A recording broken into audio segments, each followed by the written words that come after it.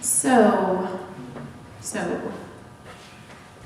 one time Pastor Jacob asked me a question, a philosophical question. He asked me if you can have 3 lives, 3, but the first life, or the third life you will be judged, whether you're going to go to heaven or not. Not the first 2, they don't matter. It doesn't matter if you're saved or not. It's important that you're saved in the third life. Then you could go to heaven, but the first 2 don't matter. So Pastor Jacob asked me, would you still accept Jesus as your Savior in the first and second life? And I said, I didn't even have to think about it. Yes, for sure. Absolutely, I would accept Jesus in my first life. It doesn't matter because I know that with Jesus, my life is perfect. My life is happy. I'm blessed. I have the chance to understand Him and be close to people better and love people better and be more patient. There's a long list. So I want to ask you, what do you think? What do you think you would do? If you didn't have to be saved in the first 2 lives, would you follow Jesus' life? Or would you go ahead and sin and play and do whatever you think you would want to do? Everybody's thinking for a minute. If any of you think, for sure, yeah, the first 2, I want to do fun things. I want to sin. I want to warn you that that's not true. People think that a sinful life is more fun, but people who think that, if they think that their life's going to be better, they're trying to cover something. They're trying to cover loneliness, or being scared, or maybe they've had a bad experience growing up. They're trying to cover something negative. Like they're in the outside world and they're sinning, they're doing things they shouldn't to make themselves feel better, but it's just a short time. Sometimes people are very promiscuous and they feel like they're in control, that they'll feel better if they look more attractive or whatever, but it's covering something. It's covering something negative in their life. And it's temporary. It's very temporary, and it doesn't last. And then when it's over, they feel bad again, and they feel worthless. And it's better to follow Jesus, to understand Him, how to live the right life. It's better than sinning. It's 1,000 or 10,000, like the song said, 10,000 times better to live the right life than sinning, to follow Jesus. So I wanted to show you a verse. So on Wednesday was cool because on Ash Wednesday, we set our schedule to come and to sacrifice something on Ash Wednesday, to be able to not focus on our sins, but to sacrifice something for 40 days. And it was a time of confession and cleansing of our hearts, and it was wonderful. And we know that in the Bible, Jesus has lots of rules and commandments and laws. 613, I was close. I said 614. I was off by 1, interpreter. Good job. I get the trophy. Okay, so 613 rules, laws, commandments that we remember. I mean, there's 613, but there's really 10. So let's try to follow the 10 commandments. And then when we have those, it's hard for us to follow, but then... So basically, Jesus said that there's a top... The top 2 commandments that Jesus said to follow were amazing. They will change your life. So what are the top 2? They're in the Shema, right? Love your God and love people. It's so simple. In one sentence, you can say, love your God and love people. Love your God and love people, and follow that. It's wonderful. So, like at home somewhere for ourselves, for our husbands, for our children, for our grandchildren, we should post that commandment, or the 10 commandments. And then the 2 for the Shema, love your God and love people. When we see that every day, we should follow the commandments, right? We should. I hope we're following the commandments the best that we can. So there's 10, and then there's the 2. And then Jesus again taught 8 more things about character change. He taught us how to change, and he taught us how to teach. It's very important to learn how to change, how to make these changes. So Jesus had what's called the Sermon on the Mount. When all of Jesus' followers came, and he said, I have 8 things for you to change that will help your character, that will change, I believe will help you have a better life, a more enjoyable life. You'll have better relationships with people. You will be able to enjoy life in the middle of crisis. Do you believe that? Do you believe it? In the middle of a big problem that pops up in your life, that you can still find enjoyment and peace? You can. I know we have a hard time a lot of times with, finances and marriage and children, teenagers, work. It's overwhelming, but you can have peace through that with these 8 things, and they're called the Beatitudes.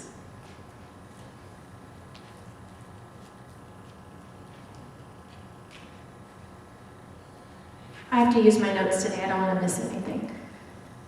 Okay. So first, the word Beatitudes, there's 8 different ones. So Jesus says, if you follow these, you will be happy. So you'll want to be saved your first, second, and third life. So Beatitudes is a Latin word that means blessedness. So when you hear people say, my life is blessed, thank you for blessing my life, blessing, blessing, blessing. So Jesus said, you will be blessed if you do these 8 things. So it means you'll get into heaven and you'll find joy and you won't find happiness from earthly things, but you will receive it in heaven. You will receive joy. Do you want heaven? Do you want heavenly joy? I want it, yes, and I want to learn how we can find that joy.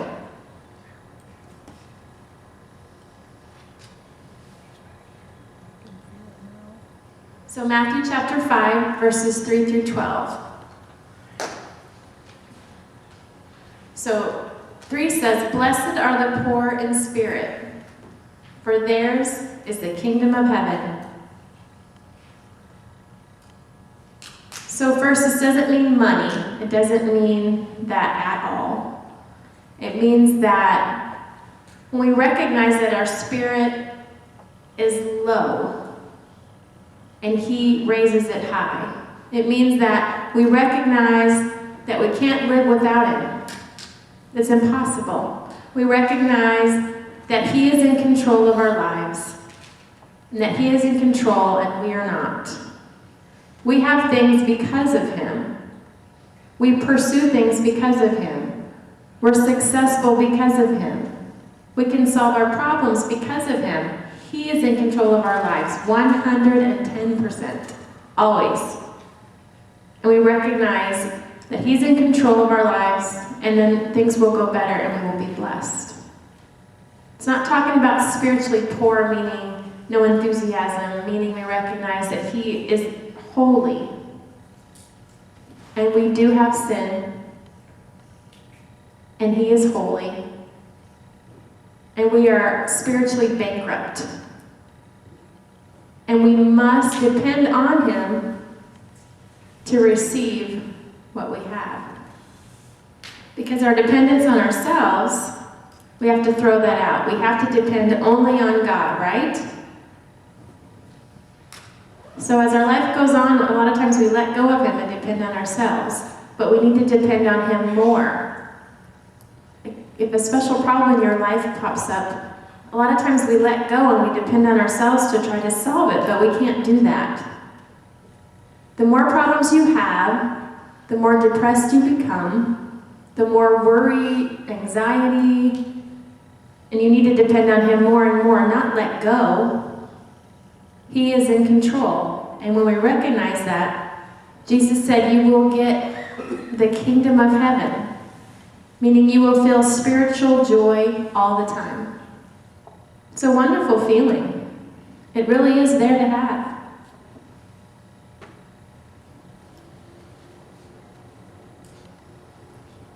So, it's a little psychology here.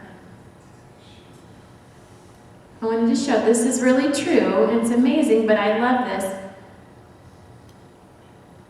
Statistics show that people find friends or somebody to hang out with who is worse than themselves.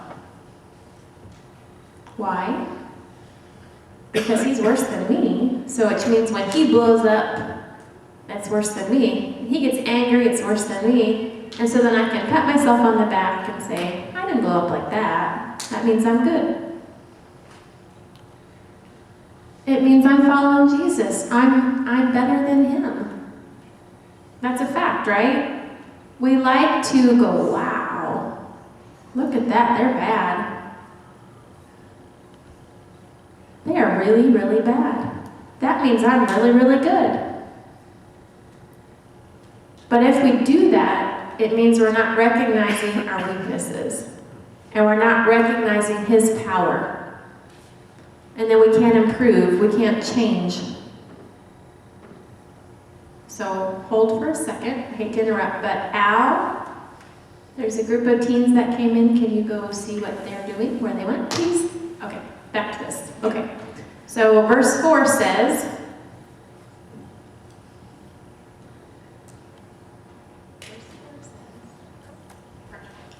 blessed are those who mourn, for they will be comforted. So when a problem pops up in our lives, it gives us when an event happens in our life, it doesn't mean it's fun, right? But we are more sensitive. We like to see people and help them. When bad things happen in our life, and if we hear it happen to somebody else too, then we're sensitive to that. We can help and encourage and support them, right? So negative things happen in our lives, but that's not bad, because we can overcome the problem. And when we have that problem, we can become more sensitive and feel like we want to help other people. But if our life runs smoothly all the time, well, for sure we're going to forget about God, and we're going to forget to help other people. Do you agree? I think that sorrow is hard to experience, and it forces us closer to God, though. I think so. We need him. Christian religion, or Christianity, means helping people. Since the time Jesus came into this world, that's what our religion means. He commands us to love our enemies and pray for them. And we need to be aware that we need to mourn for the world, for the sin of the world, and our sin, and our mourning. We need to be aware of the world and the problems like inequality, pollution. Education is still lousy for the deaf. Political ethics, science and medicine. People still aren't paying enough at work. There's a lot of people that are fighting and mourning and trying to help. And we need to comfort each other too. That's part of our religion, is to comfort each other. Verse 5 says, blessed are the meek, for they will inherit the earth. So many religious leaders get their happiness from things, materialistic things. And we think we get our happiness from our home things, or things at home, like success and praise from people. But that really doesn't satisfy us.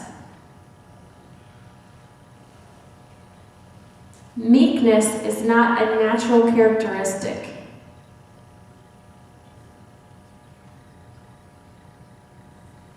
It doesn't mean we're fearful.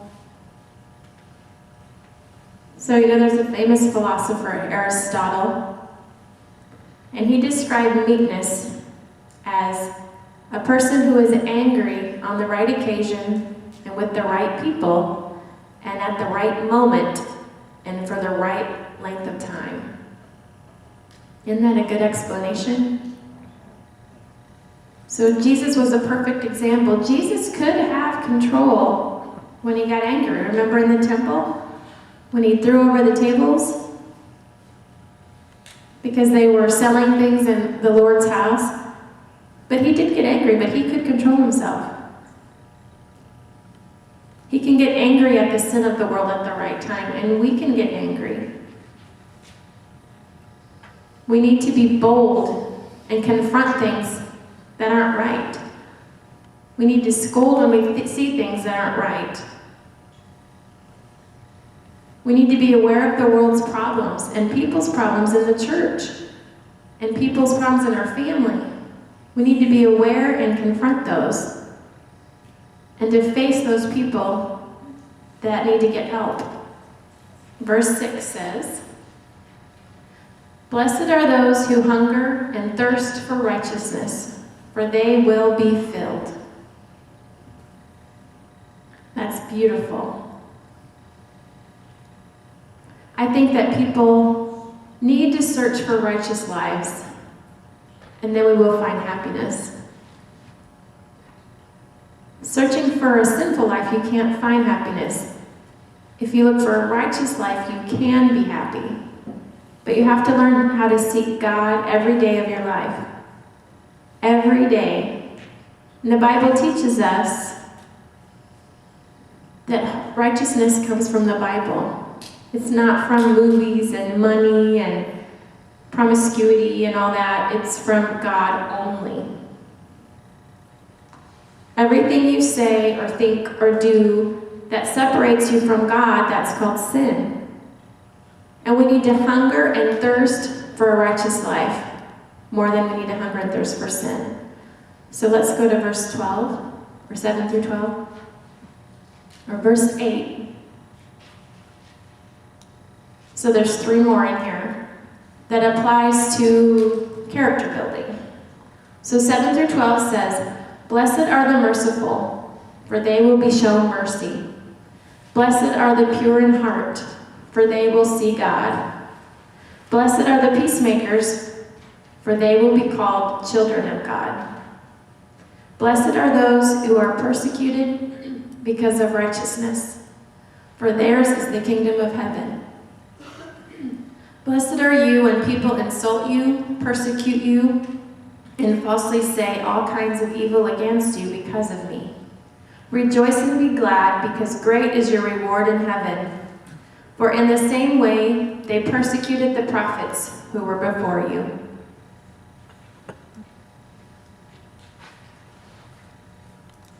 So mercy shows people His grace. Mercy means that we try to help people. So it's a key word in there is help people when help is there. Not only when you feel like it, and many times God will send people into your life that need help. And God expects us to say yes and help them. Not say no, not maybe later, but yes. To help people who need help. Always. There are many ways that you can serve to show mercy. There's many ways to show mercy. Like God shows us mercy. So now it's our job to show other people mercy. Kind of to pass it on. So to be pure in heart. That involves your mind and your emotions. Only God can cleanse your heart. Your heart and my heart, they're not clean. They're not clean. We are supposed to be cleansing our heart every day, just like on Ash Wednesday. We're going to cleanse for 40 days. So we came and we did Ash Wednesday service, and we sacrificed for 40 days something to be intentional, an intentional cleansing. So all of your thoughts and all of your actions and words come from your heart. Did you know that? Every negative thing you say comes from your heart. Every cuss word you say comes from your heart. Every mean thing you say or do or think comes from your heart.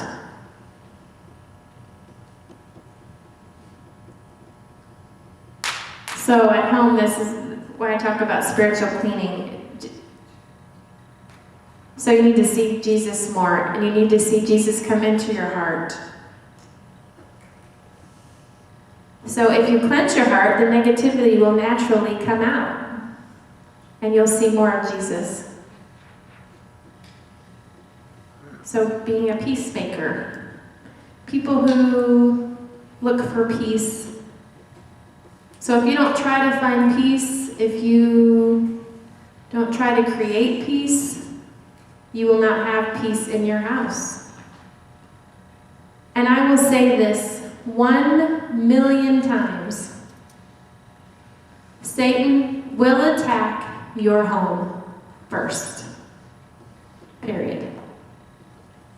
If you don't have peace in your home, you will not have peace in your work, your church, school, nowhere.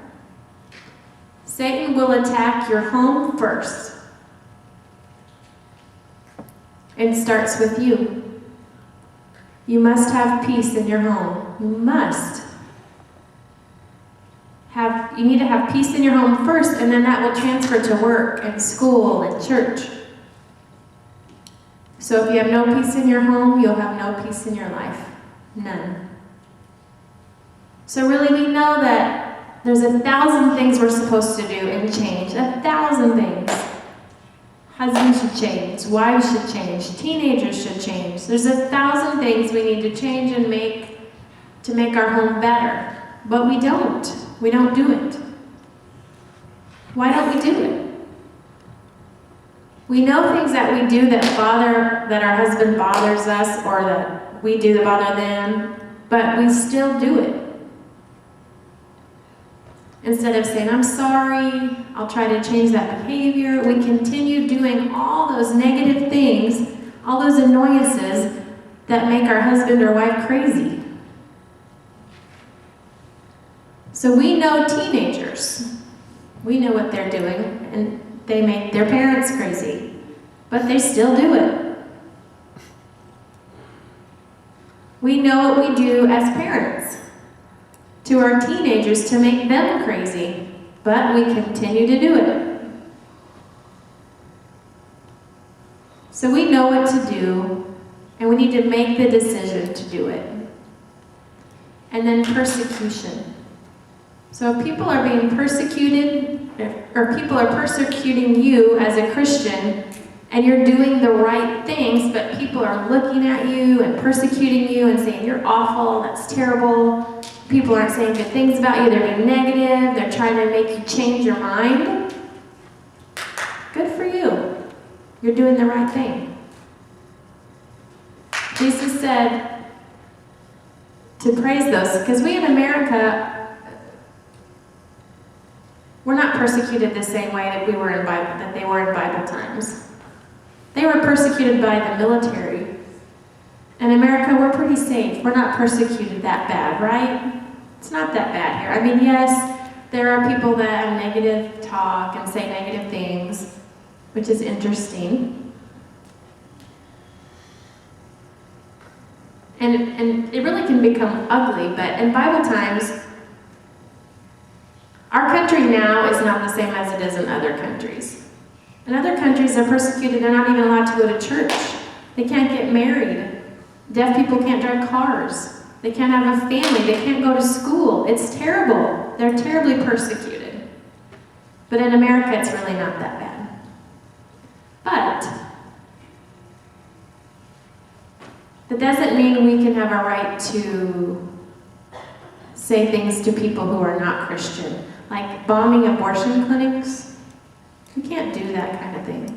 It doesn't say, good for you, because you're doing things against evil. You're supposed to love God and love people. Jesus talked about you living a holy life and people persecuting you. That is worthy of praise. That's what Jesus is looking for.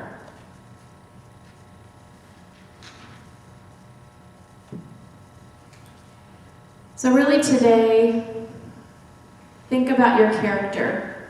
Think about what you can do to cleanse your heart and follow the 8 Beatitudes. Post them somewhere in your house with the commandments and then the top 2 commandments and then the 8 Beatitudes. Post them somewhere so that you can see them and work on changing your character. Work on yourself, not other people. Focus on you. And try to figure out how you personally can have Jesus' character. And I think we become more tolerant as Americans. We become more tolerant of sin, wrong behavior. We become more tolerant. And I really think that's true. I think we accept the world more, and the world accepts us more, and it's kind of become blurred. It's hard to recognize a Christian now, right? It's hard to recognize because it's all become blurred. So we accept the world more, and the world accepts us more, so it's become vague and hard to decipher. So like last Thursday, we discussed the world as a Christian. We're a world-class Christian, what that looks like. Meaning a person comes and they know that that person follows Jesus. You just know. It's not fuzzy, right?